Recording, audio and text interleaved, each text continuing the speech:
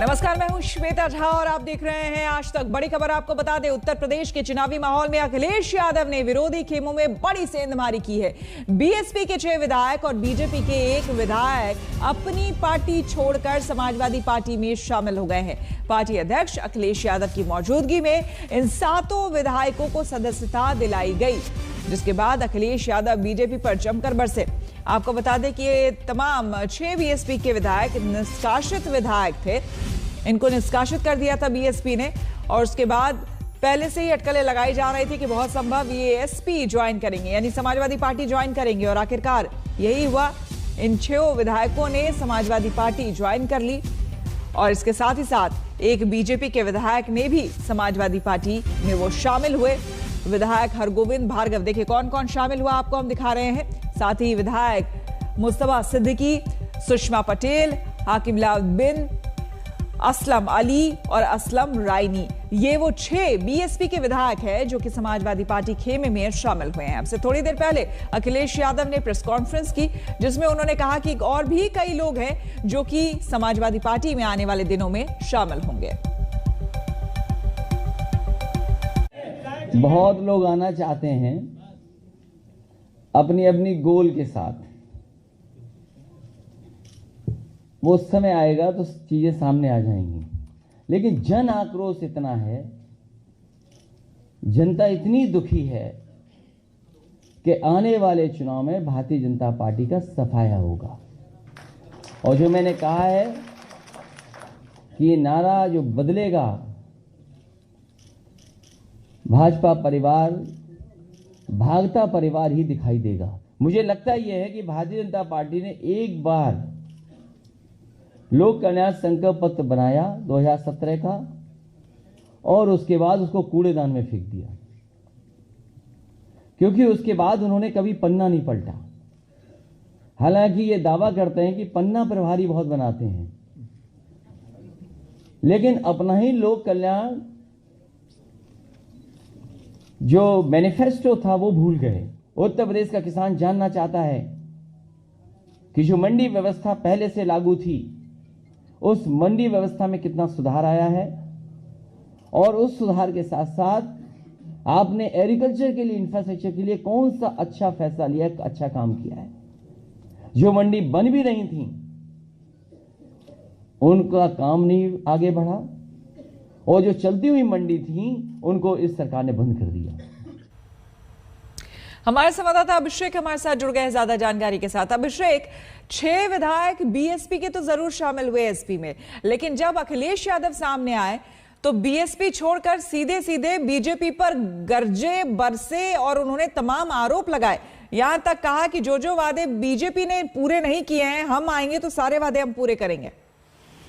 देखिए बिल्कुल श्वेता, और जिस तरीके से समाजवादी कुनबे को मजबूत करने में अखिलेश यादव पिछले दिनों लगे हुए हैं, लगातार चाहे कांग्रेस के नेता हो, बीजेपी के कई नेता आ रहे हैं, और अब आप बीएसपी के 6 विधायक जिन्होंने आज सदस्यता ली है, इनके कॉन्फिडेंस पे कहीं ना कहीं अखिलेश यादव को लगता है कि 2022 के चुनाव में वही है जो बीजेपी को चुनौती देंगे। और लगातार अपने तमाम प्रेस कॉन्फ्रेंस में वो बीजेपी को हाशिए पर लेते हैं।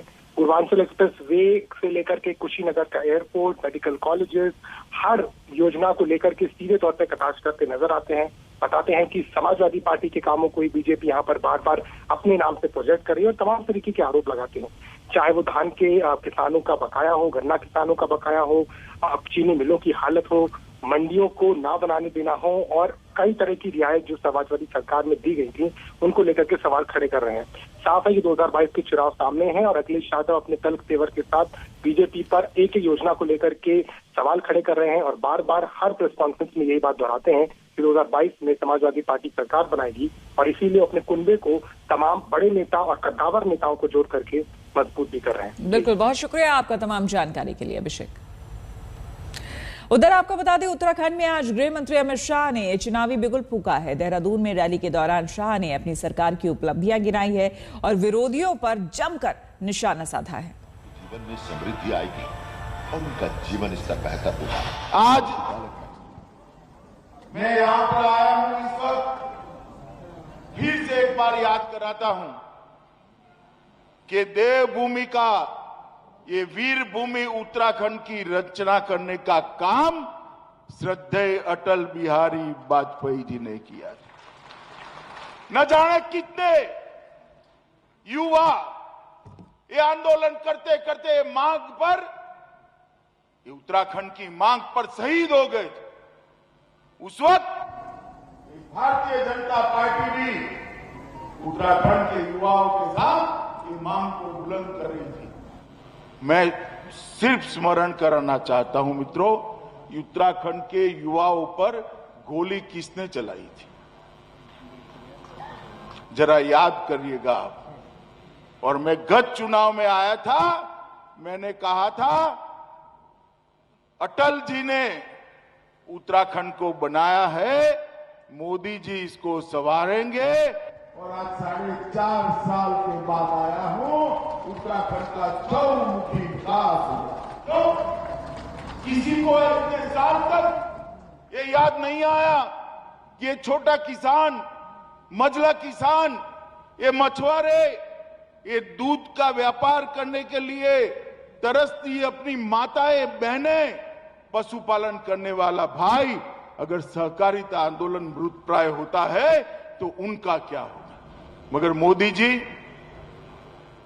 गरीब के घर से आते हैं, गरीब का दर्द उनके दिल में रहता है। रुक करेंगे अगली खबर का। आपको बता दें कि दिल्ली के गाजीपुर बॉर्डर पर बैरिकेडिंग भले ही हटा ली गई हो, लेकिन रास्ता अभी भी खुल नहीं पाया है। वजह है आंदोलनकारी किसान जो अभी भी टेंट लगाकर यहां पर जमा है। ताजा हालात बता रहे हैं हमारे संवाददाता हिमांशु मिश्रा। इस वक्त हम लोग मौजूद हैं गाजीपुर बॉर्डर पर, NH9 हाईवे के फ्लाईओवर के ठीक ऊपर। ये वही जगह है जहां पर पिछले 11 महीने से किसान कृषि आंदोलन के खिलाफ प्रदर्शन कर रहे हैं, धरना दे रहे हैं, जिसकी वजह से जो रोड गाजियाबाद से दिल्ली की तरफ जाती है वो पूरी तरीके से बंद है।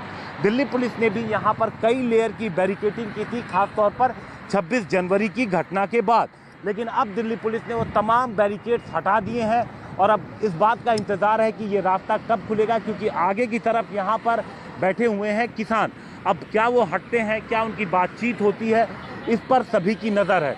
वहीं दूसरी तरफ हम आपको दिखाएं कि जो रास्ता जा रहा है दिल्ली से गाजियाबाद की तरफ, वहाँ पर हिंदू सेना की तरफ से कुछ पोस्टर्स और बैनर्स रखे गए हैं रोड के किनारे। आप देख सकते हैं यहाँ पर रोड के किनारे पोस्टर्स और बैनर रखे गए हैं जो किसान आंदोलन के विरोध में यहाँ पर लगाए गए हैं। नीचे हिंदू सेना सुरजीत यादव राष्ट्रीय उपाध्यक्ष लिखा हुआ है और उनके जो तमाम यहाँ पर पोस्टर्स हैं किसान आंदोलन के अगेंस्ट में यहाँ पर लगाए गए हैं। पुलिस का कहना है कि उनकी कोशिश है कि किसी तरीके से रास्ता खुल सके, खासतौर से जो गाजियाबाद से दिल्ली की तरफ जाता है। इसके लिए गाजियाबाद पुलिस के भी अधिकारी यहाँ पर आए थे और उनका कहना था कि किसानों से बातचीत जारी है। कैमरामैन अंकित के साथ हिमांशु मिश्रा, दिल्ली, आज तक। और ड्रग्स केस में फंसे शाहरुख खान के बेटे आर्यन खान को पहले जेल से रिहाई मिल गई, उसके बाद आर्यन खान जमानत 2 दिन पहले ही उनको मिल चुकी थी। रिहाई के लिए कागजी कार्रवाई पूरी होने में वक्त लगा। पूरे 28 दिनों बाद आर्यन खान आज घर लौटे हैं। 2 अक्टूबर को एक क्रूज पार्टी के दौरान वो एनसीबी की हिरासत में लिए गए थे। लंबी कानूनी प्रक्रिया के बाद आज उन्हें जेल से रिहा किया गया। शाहरुख खान के परिवार के लिए आज का दिन और ये लम्हा बेहद अहम है।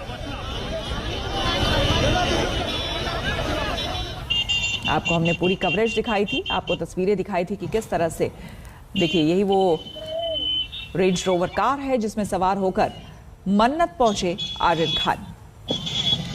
उनके साथ रवि, शाहरुख के बॉडीगार्ड मौजूद थे।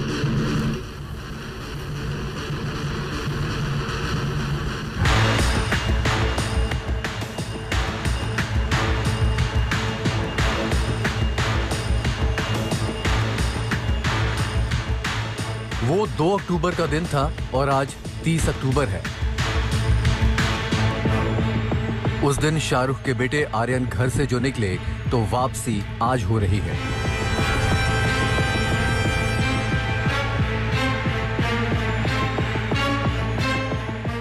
पूरे 28 दिन लग गए आर्यन को घर लौटने में। इन 28 दिनों में उनकी जैसे दुनिया ही बदल गई। बॉलीवुड के सुपरस्टार उनके पिता शाहरुख की दुनिया से भी स्पॉटलाइट की चकाचौंध अचानक से घुप अंधेरे में तब्दील हो गई। वो घुप अंधेरा जो ड्रग्स, जेल और अपराध की दुनिया रोशन करता है। शाहरुख खान ने अपने बेटे को इस अंधेरे से वापस खींच लाने में पूरी जान लगा दी और 28 दिन बाद आखिरकार वो कामयाब भी हुए। और लगातार वो काफिला दिखा रहे थे, उसी काफिले में बैठकर आर्यन खान जो बॉडीगार्ड शाहरुख खान का रवि है उसके साथ निकल चुके हैं। यहाँ पर ये सीधे तस्वीरें दिखाई। 28 दिन बाद ये रिहाई हुई है। मन्नत कहीं न कहीं शाहरुख खान उनके परिवार की पूरी हो चुकी है। कुछ देर पहले ही यहाँ से सीधा निकले हैं और सीधा अब वो घर जाएंगे। तकरीबन 1 घंटे की दूरी वो यहाँ से मन्नत के बंगले की है।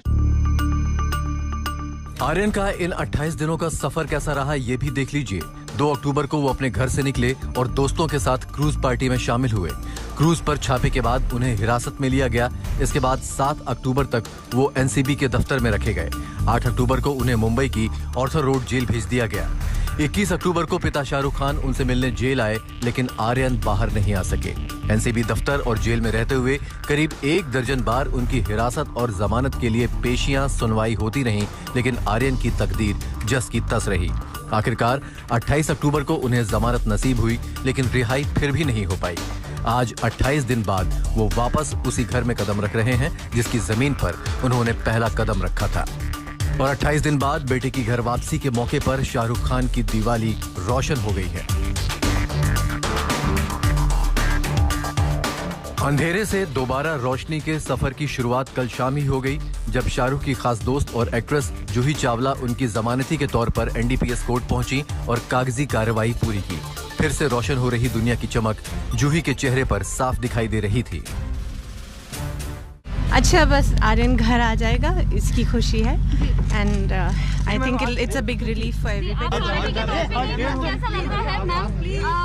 क्या प्रक्रिया नहीं, वो सब रहने दीजिए, but the main thing is बस अब बच्चा घर आ जाएगा। पूरी बॉलीवुड इंडस्ट्री में जानते हैं लोग कि शाहरुख और जूही की बॉन्डिंग है। जिस तरह से उन्होंने कहा कि बच्चा घर आ जाएगा, तो उनके इस वक्त में भी ये लगता है कि वो पूरे परिवार को अपना परिवार ही समझती हैं। और रही आर्यन खान की बात, बहुत बचपन से, बहुत छोटेपन से जूही चावला से उसकी बॉन्डिंग रही है और वो आती जाती रही है। लोगों की, इन दोनों की अक्सर मुलाकात भी होती है, पारिवारिक मीटिंग भी होती है। तो आज कुल मिला के जब उन्होंने ये बात कही है कि बच्चा घर आ जाएगा, बाकी सवालों को जवाब टालते हुए उन्होंने कहा बच्चा घर आ जाएगा, इससे बड़ी राहत की बात उनके परिवार के लिए नहीं हो सकती। और जिस तरह से जूही फ्रंट पर आकर जमानत दे के आर्यन खान के लिए खड़ी हुई हैं, इससे पता चलता है कि शाहरुख और जूही के रिश्ते काफ़ी मजबूत हैं। और चाहे सुख की घड़ी हो, चाहे दुख की घड़ी हो, जूही हमेशा शाहरुख के साथ खड़ी होती हैं, कदम से कदम मिलाकर खड़ी होती हैं। उधर जूही कागजी कार्रवाई पूरी कर रही थी। इधर शुक्रवार शाम से ही मन्नत में भी हलचल तेज हो गई। अंधेरा छाते ही मन्नत पर छिटकती जगमग रोशनी ने भरोसा जगा दिया कि शाहरुख के परिवार की अंधेरी रात बीतने को है। मुंबई से अरविंद ओझा और अनुराग गुप्ता के साथ आज तक ब्यूरो। बढ़ेंगे आगे। प्रधानमंत्री नरेंद्र मोदी इटली के दौरे पर हैं और आज उन्होंने वेटिकन सिटी में पोप से मुलाकात भी की। उनकी इटली के प्रधानमंत्री से भी मुलाकात हुई है। आज उनका G20 में संबोधन भी है। आपको बता दें कि ये कई मायनों में अहम है। कोरोना के बाद पहली बार ऐसा हो रहा है कि जब वर्चुअली नहीं, खुद मौजूद होकर के प्रधानमंत्री इतने बड़े कार्यक्रम में शामिल हो रहे हैं। आपको बता दें कि G20 यानी कि 20 देशों के प्रमुख यहां पर इकट्ठा होंगे और चर्चा करेंगे। गीता मोहन हमारे संवाददाता हमारे साथ जुड़ गई है। गीता, ये G20 समिट अपने आप में काफी अहम, क्योंकि महामारी के बाद जिस तरह से कोरोना ने पूरे विश्व को घेर लिया, उसके बाद पहली बार 20 देशों के प्रमुख यहां पर मौजूद होंगे। और साथ ही साथ बताया जा रहा है कि महामारी के दुष्प्रभावों से वैश्विक अर्थव्यवस्था और स्वास्थ्य को पटरी पर कैसे लाया जाए, इस पर मुख्य तौर पर यहां चर्चा होगी। ये बहुत ही महत्वपूर्ण, जैसे आपने कहा, बहुत ही महत्वपूर्ण समिट इसलिए भी है क्योंकि कोविड-19 पैंडेमिक के बाद पहली बार 20 ऐसे देश मिल रहे हैं जो 80% जीडीपी बनाते हैं पूरे दुनिया की, और इसीलिए ये लीडर्स बहुत इम्पोर्टेंट है। जैसे हम कहते आ रहे हैं कि कुछ मुद्दों पर बहुत इम्पोर्टेंट चर्चा होने वाली है। क्लाइमेट चेंज, कोविड-19 में इकोनॉमिक रिकवरी कैसे हो दुनिया की, क्योंकि सब लोग इकोनॉमिक रिसेशन के थ्रू गुजर रहे हैं। अफगानिस्तान का मसला, अफगानिस्तान की सिचुएशन, सिक्योरिटी का मसला, और फिर क्रॉस बॉर्डर टेररिज्म यानी कि आतंकवाद, इन सब मामलों पर बातचीत होने वाली है इन लीडर्स की। और इसी के साथ साथ अगर आप देखें, प्रधानमंत्री नरेंद्र मोदी काफी सारे बायलैटरल मीटिंग्स करने वाले हैं, अलग अलग लीडर्स के साथ अलग से बायलैटरल बातचीत भी होगी। बिल्कुल। तो अब भारतीय समय के अनुसार अगर कहा जाए इस वक्त कितने देर में और शुरुआत होने वाली है इस समिट की, गीता? जो है इनकी दौरे की जो शुरुआत है वो कुछ बायलैटरल मीटिंग से होगी। पहला सेशन जो है वो G20 का होगा ग्लोबल हेल्थ पर, क्योंकि जैसे हम कहते आ रहे हैं कोविड-19 एक बहुत ही बड़ा मसला है। न केवल कैसे कोविड-19 से जूझे, लेकिन कैसे दुनिया कोविड-19 के साथ भी जी पाए, ट्रैवल कर पाए और बिजनेसेस ठप ना हो। तो इन सब चीजों पर जरूर बातचीत होगी। इसके अलावा Singapore, Saudi Arabia, Japan, UK, Boris Johnson, इन सब के साथ बायलैटरल मीटिंग प्रधानमंत्री नरेंद्र मोदी करने वाले हैं। बिल्कुल। और साथ ही साथ COP26 सम्मेलन में भी शिरकत करेंगे प्रधानमंत्री। जलवायु परिवर्तन और तमाम तरह के मुद्दों को लेकर भी उस पर बातचीत होगी, गीता। जी बिल्कुल। आज और कल के फर्स्ट हाफ में हम देखेंगे कि प्रधानमंत्री नरेंद्र मोदी इटली में, रोम में अलग अलग मुलाकात करने वाले हैं, लेकिन 31 के दिन को प्रधानमंत्री नरेंद्र मोदी ग्लासगो यानी कि स्कॉटलैंड में होंगे और वहां पर वो भारत अपनी बात रखने वाला है कि कैसे डेवलप्ड नेशन को जो बोझ है पोल्यूशन का उठाना होगा, क्योंकि फायदे में ज्यादा डेवलप्ड नेशंस रहे हैं और भारत जैसे डेवलपिंग नेशंस को एक मौका मिलना चाहिए कि वो क्लाइमेट जस्टिस के तहत अपने इंफ्रास्ट्रक्चर और अपना डेवलपमेंट कर सके। और इसीलिए डेवलप्ड नेशंस की जिम्मेदारी आज ज्यादा है कि वो पोल्यूशन कम करे, कार्बन एमिशन कम करे। बिल्कुल। बहुत बहुत शुक्रिया आपका, गीता, तमाम जानकारी के लिए। कांग्रेस नेता राहुल गांधी आज गोवा के दौरे पर हैं। उन्होंने विल्साओ में मछुआरों के साथ बातचीत की। आज उनका पार्टी कार्यकर्ताओं के साथ बैठक का भी प्लान है। उन्होंने कहा कि हम जो भी वादे करेंगे वो हम पूरे करेंगे। I'm from the village of Vilsao.